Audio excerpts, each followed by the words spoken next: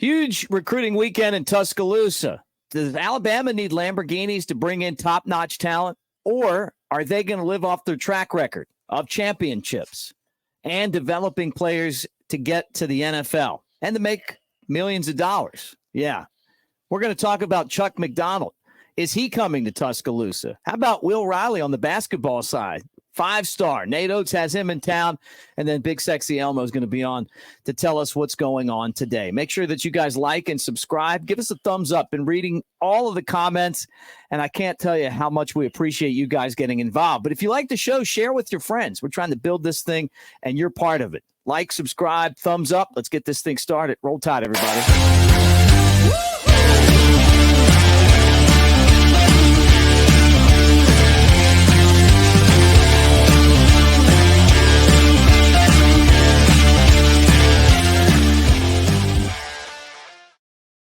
All right. What do you say, man? I see Big Sexy Elmo, man. You look like you're right there.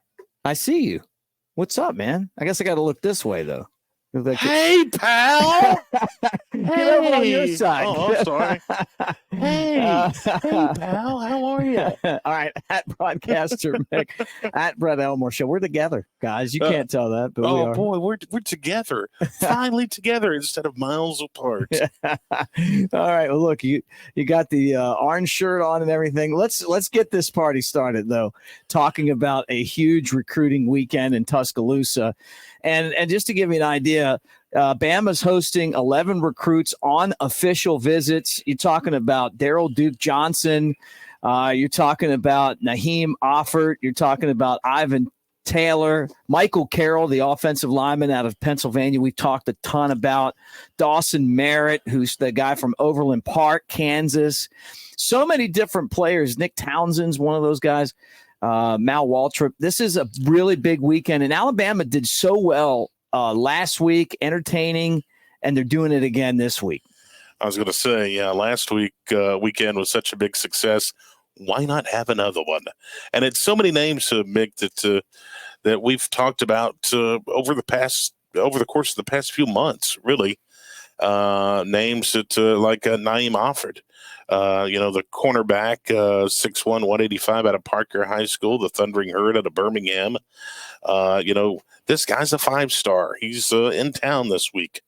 A lot of folks think he's going to go to Ohio State, but it's time to sway him to stay in state, right in the state of Alabama, in his backyard. Being from Birmingham and Parker, he doesn't need to go to Ohio State. No, he needs stay to come here. to Alabama, Stay man. here. I think the new coaching staff is doing a good job of relating to this day and age's players like him. A guy that might have left, but these guys are working extra hard to try to keep him in the state and get him in that crimson and white. Yeah, he was at Auburn last weekend, and then he's going to take a visit in 2 weeks, I think, to Ohio State, an official visit. But,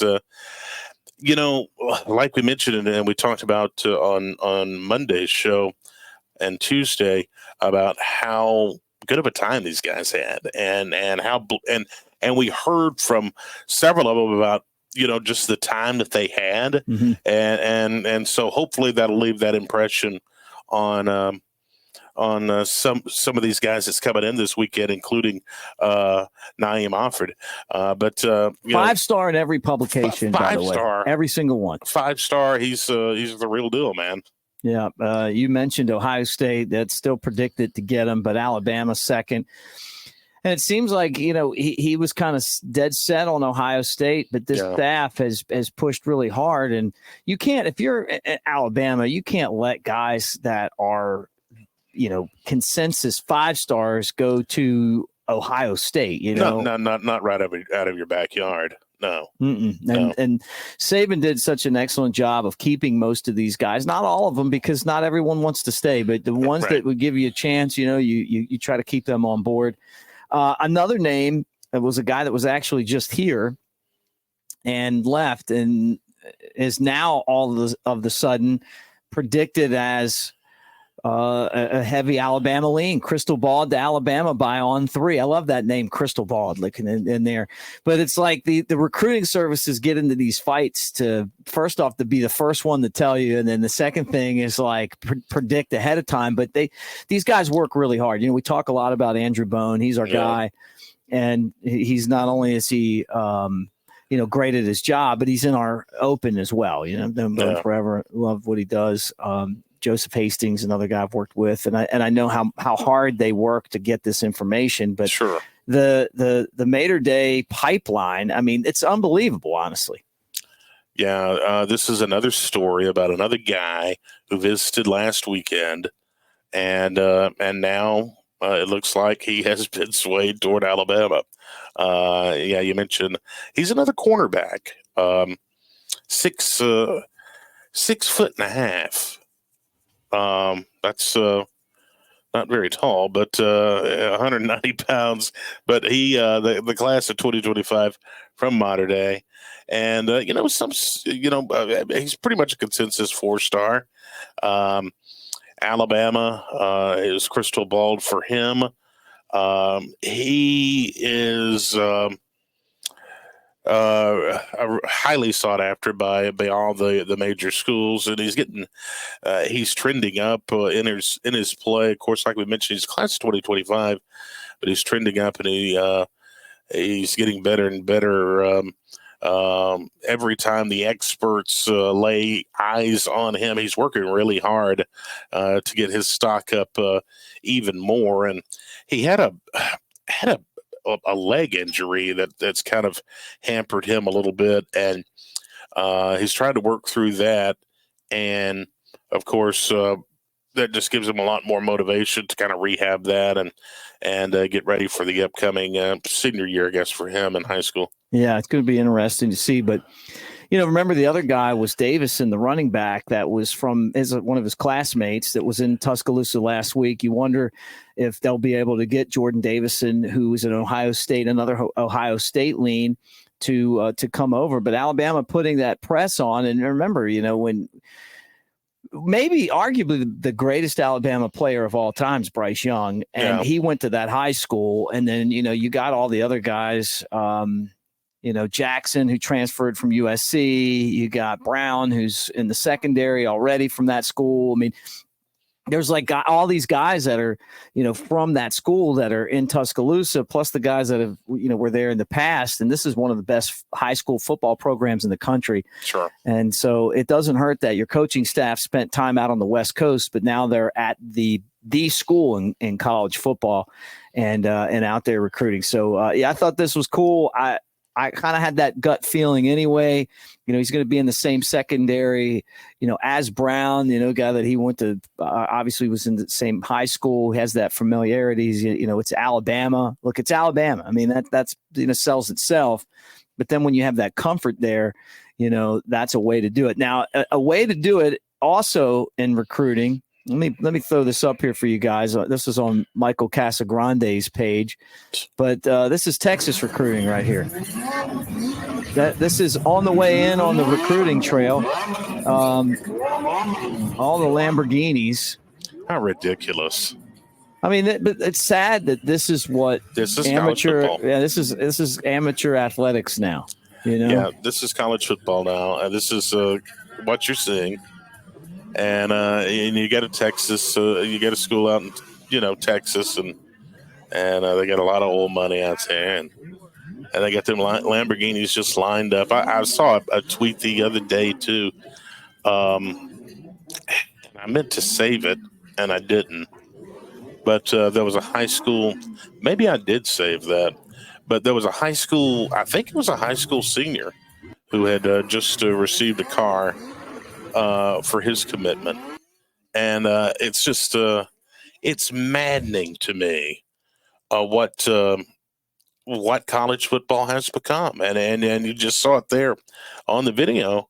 Lamborghinis lined up on on a big recruiting weekend like Alabama's having last weekend and this weekend. Yeah. And this was the thing that they always tried to prevent, right? Yeah. And now it's not even buying guys.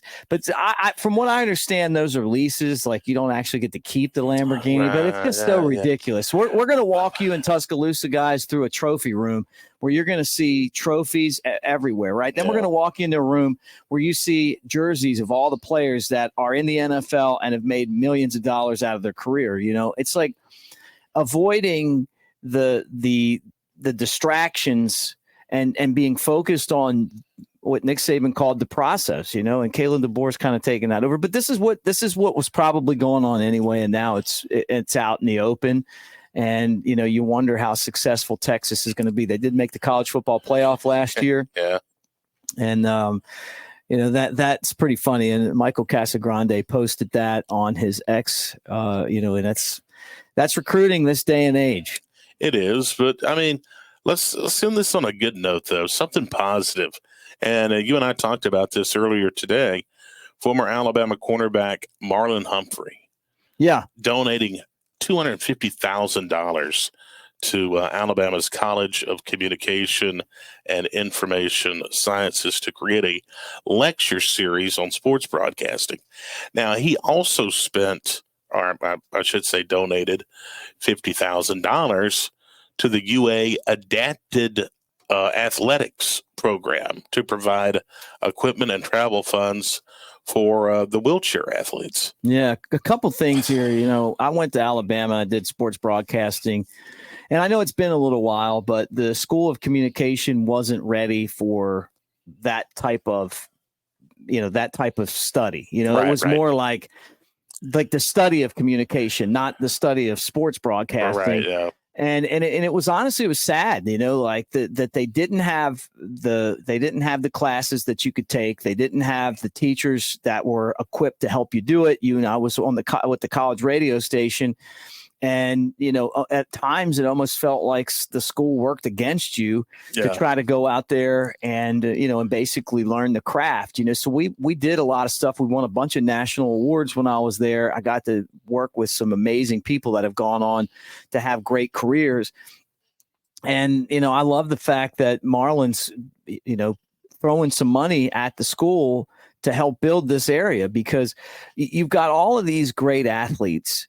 And they're going to have basically a step up on the field when they get out to do broadcasting. And, look at Greg McElroy, look at Mark Ingram, both of those guys played under Saban, and they're like national commentators now, one on ESPN and one on Fox. I do a show with Jake Coker, which is on a much smaller scale.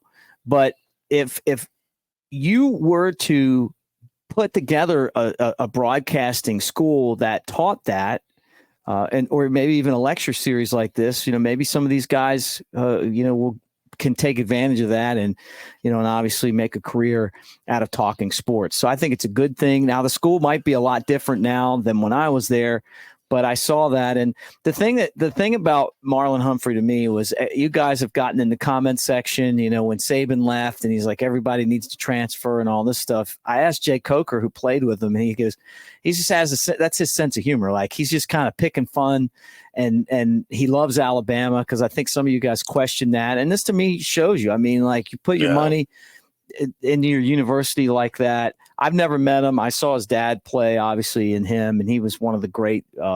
He's one of the best corners that Alabama's ever had, and he's also on the Ravens, which is my favorite team. So, thank you for doing that, and tip of the cap to Marlon Humphrey for doing something nice for somebody else. Sure, and it's a great story, to kind of cap off with, especially after that Lamborghini stuff.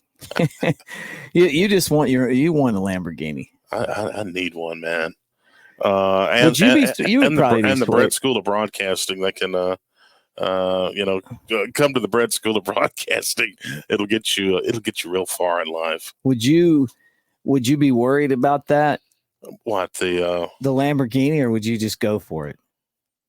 I'd go for it. You'd take the Lamborghini? Yeah. Forget Alabama? No. Oh, are you talking about picking Texas over Alabama for a Lamborghini? Yeah. No. I wouldn't do that. Nate Oats with a big visitor in town. Some people have Will Riley as a 5-star recruit. This is a guy that is down to schools like Illinois, Kentucky, Alabama, and Arizona. Kind of a really like a 4-way mix for his services. 6'8", 180 from the Phillips School, a Canadian, and a small forward. And I'll tell you what, man, Nick Saban was great at recruiting. But he had the football facility, he had the rings and everything else. Nate Oats is doing it with that crappy Coleman Coliseum. Even that joke of I'm sorry, but they got us all excited, and then now I'm looking at the practice facility, and I'm like, man, you guys fooled me. That's not even news, Well, and this guy keeps on rolling. Yeah, there's something about him, man. There's something about him, and yeah, he's making chicken salad out of what. He can do it, man. The guy's doing well. Yeah, 6'8", small forward. Yeah, small. Yeah, right. Yeah, right. Big guy. Well, we'll see what happens. But I love the fact that Alabama's in the mix with these really powerful blue blood basketball schools and winning them. Right. Kansas. And have beaten Kansas out. This time it's Kentucky and Arizona. Illinois is, a school that plays basketball. So, we'll see what happens, but pretty cool as, he tries to recruit. Now, with that said, I want to remind all of you guys that the show is presented by our friends at Pearl River Resort. The two of us are together right now. We're going to be together at Pearl River for Boys to Men, and then the next day, Big and Rich. It's going to be a great time at Pearl River the weekend after the 4th of July. I can't wait. You can't wait. It's going to be fun. We want you guys to come over. Some tickets are still available for the show, but you got table games and slots. You got the Timeout Sports Lounge, which I got a feeling that him and me will be in that some. Dancing Rabbit Golf Course, which is the Augusta you can play. We're both terrible players there. We might go ride the carts for somebody, but I don't see us playing golf. But if you play golf, if you spend $50 at the sports book from now until August 31st, you can play Dancing Rabbit for $40. So that's a really great deal. Take advantage of it. The water park, the spa, all that stuff. And of course, we appreciate them. All right. You guys asked for it, and I'm giving it to you. Okay. When we come back, this guy's going to take over with what's going on today. But you want his theme song, and I'm not going to deny you the Big Sexy Elmo theme song. All right. Roll Tide.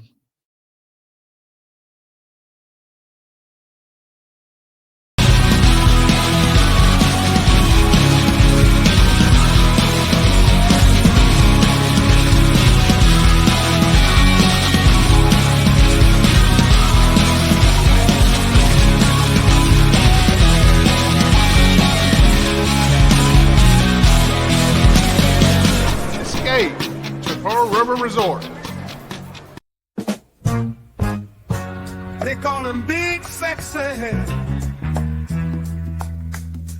coming at you from the Walker County. Jasper is his hometown. He's known for giving free rundowns. Oh, Big Sexy, throwing out those Alabama thoughts, sneaking out your mom's window without getting caught. Nick gives you the XPs, but Big Elmo is here to please. Big Sexy Elmo on the Bama Tailgate Show.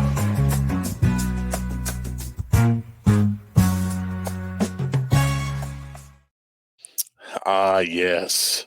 What a way to bring back the segment today. This day in history.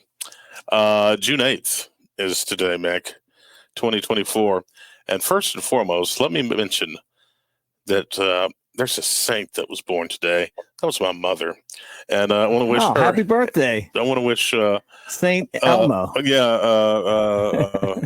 Big Mama Elmo a happy birthday today. Sharing a birthday with some really cool people, Mick. Chuck Negron of Three Dog Night. Oh, yeah, Three Dog. I know Three Dog Night. I don't know any of their names, but Yeah, Chuck was. What's that song? Jeremiah was a bullfrog. Jeremiah was a bullfrog, was a good friend of mine. 82 today. Hey, that's a great song for your segment on WJLX. Yeah. Jukebox from Hell. Yeah. Boz Scaggs, Lido Shuffle, Yeah. I listened to him. During COVID, they had yacht rock, right? Not jock rock, but yacht rock, and couldn't work, and we would spend some time out on the water, and Bo Scaggs would play a lot, and I'd be like, I didn't really like the Lido Shuffle, and Low Down. I do like Low Down better, but he's good. Yeah, he's 80 today. Happy birthday. Nancy Sinatra, Frank Sinatra's daughter, did these boots are made for walking. 84 today. Wow. Golly, everybody's getting old. Blue eyes. Keenan Ivory Wayans, 66 today. Yeah, he's funny. He's a funny dude. I like him. I like the Wayans brothers. They used to watch this show called In Living Color, that was kind of more my speed. But SNL got really good too. The competition always brings out the best. I say this about football all the time, and I mean it even with comedy or even broadcasting or whatever field you're in, radio. The competition brings out the best, and that's what happened. SNL got better because of how good In Living Color was, and In Living Color actually, I think beat them for a while there. Oh. But that's where Jim Carrey came from. Jennifer Lopez. They used to have that character, Homie the Clown. Homie don't play that. Homie don't play that. Loved him. And what was it? One of the Wayans brothers played? Was it Shaniqua? Jamie Foxx, wasn't he on there? Yeah, I think Jamie Foxx was on there. Yeah. Bonnie Tyler, Total Eclipse of the Heart, 73 today. Yeah, I know that song. Do you know Derek Trucks? Oh, yeah. Derek Trucks is 45 today. I didn't know he was at only 45. Yeah. Well, I mean, Famous Family. Famous Family. Allman Brothers. Yep. And the thing about the Allman Brothers, a great band. And I think there's like maybe one or two guys left. One guy left of the Allman Brothers, the original Allman Brothers. And it really is sad that they're all gone. But great music, man. I told you this. I was at the show in Birmingham back when I was in college. Yeah. And somebody gave me a brownie, and I was the last person there. Like, woo, didn't know what was in that brownie. What was in that brownie? Woo. I'm floating. And it was homemade. It was. Oh yeah, of course. It was nice. I was the last person. Right. They found me like still there. I just didn't know where to go. I didn't know where to go. Back in the college days. Sorry, guys, not promoting that. I'm just it's just life experiences, Yeah, shooting you straight. Just shooting you straight. Shoot you right from the hip, right? Just tooting my own horn, I guess. Tooting your own horn about that brownie you got there. Kanye West is 47 today. He's running for president, isn't he? Yeah. Were you the one that was telling me that it's like if you bet $500 for him to win president, you'd be rich? Yeah. And he won. I don't even know that's why how and why that's on the line.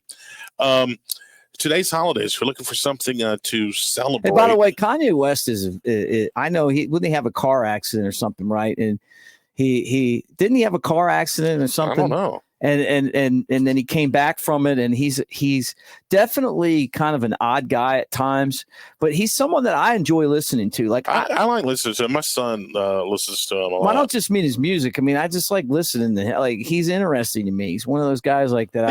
I'm not saying I listen to him all the time, but when I hear him, like talking about his thoughts on things, I just find him interesting. And I don't think I think he is a well thought person. And sometimes, he gets the media upset at him and sometimes he says things that probably you shouldn't say, but his music's great. And look, he came out with like a Christian album and people like that, right? Which is, not the type of music that normally hits the chart. Jesus walks. See, I can sing that stuff. Okay. Jelly-filled donut day is today. See, I thought you were going to say Jelly Roll. No. And our buddy Bull Corey got me in the Jelly Roll, the singer. And you talk about another guy who is just well thought. Like I like listening to what he says and what he talks about, and like it's fun. But if you're talking about jelly donuts, no, I've never been a big jelly donut guy. I like the cream filled better. Yeah, I'm not a big. This may come as a shock to you. Not a big jelly filled donut. Why guy. would you say that? Why would it be a shock? I was just telling you. Okay. And it's also it's National Best Friends Day. Hey, that's you, man. Hey, pal. Hey, buddy, look what you got. Hey, Man, I gotta tell you, man. Like, I tell you this, try to tell you a lot, but man, I love hanging out with you. Like, you make me laugh.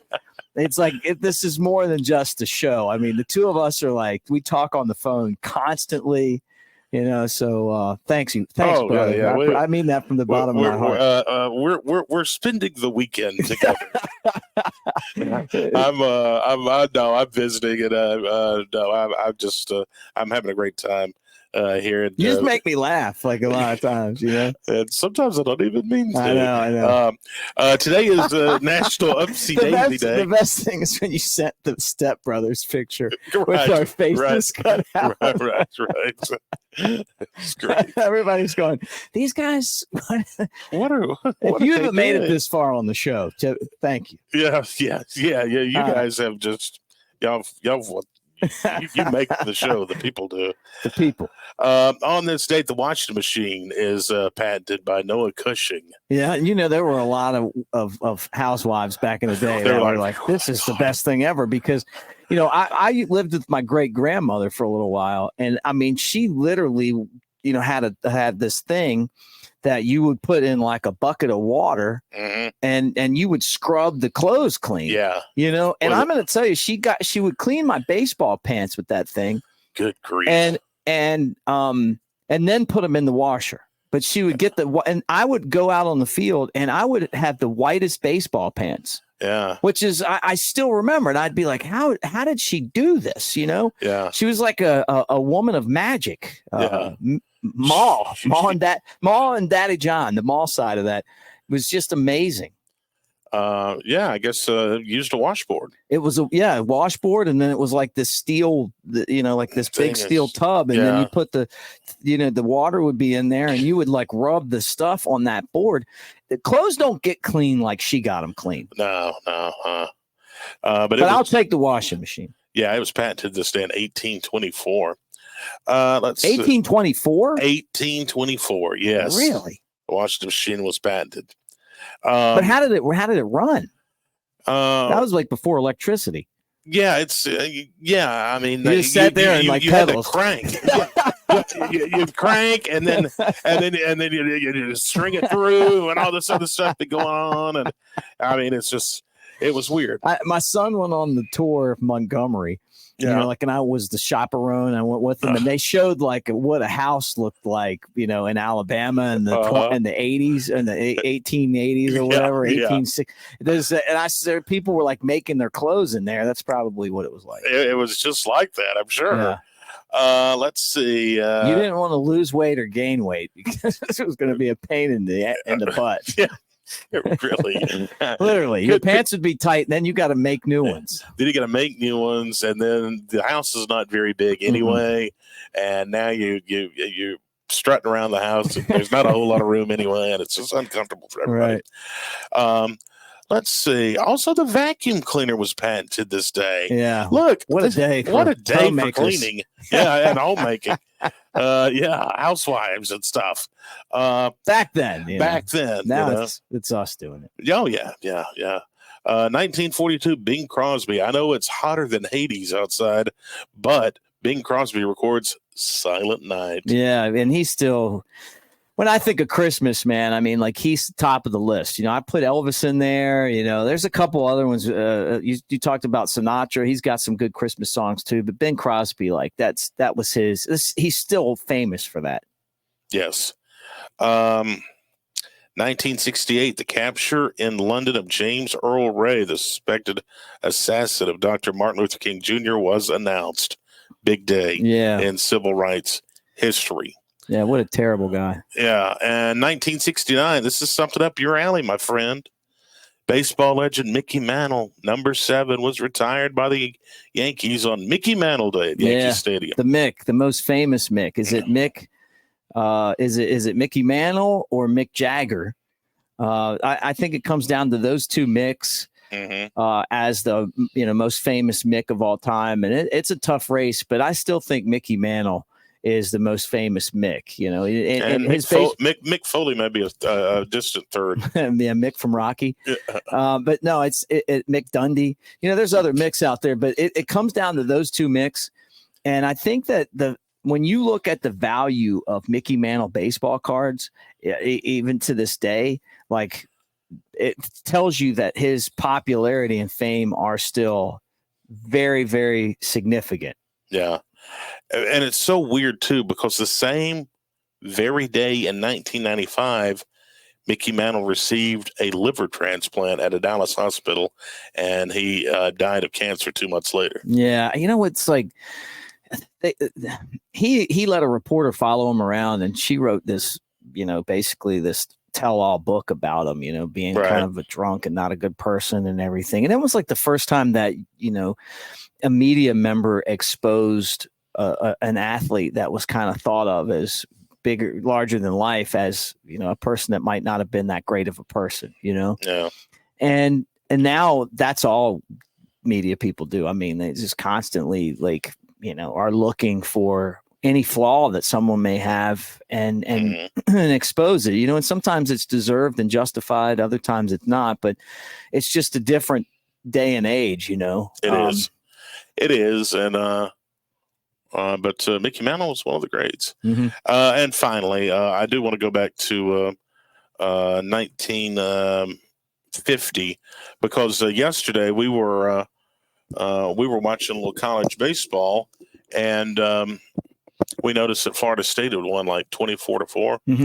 1950, the Boston Red Sox set the major league record for runs scored by one team as they destroyed St. Louis, the Browns at the time, 29-4. Yeah, it's not very fun. No, it's not. That's not fun at all. I've been on both sides of blowout games, and it's not fun. It's more fun when you're winning than when you're losing, but it just gets to a point where it's like everything you do goes right. And the reason why it's not fun is that that the next week you're not going to get anything to fall in. I don't know why that the sport's that way, but all right, man. We'll look, stick around this weekend. We'll hang out. We'll give you guys more shows. Like and subscribe. I'll try to make sure that I set that the show airs at the right time in the morning.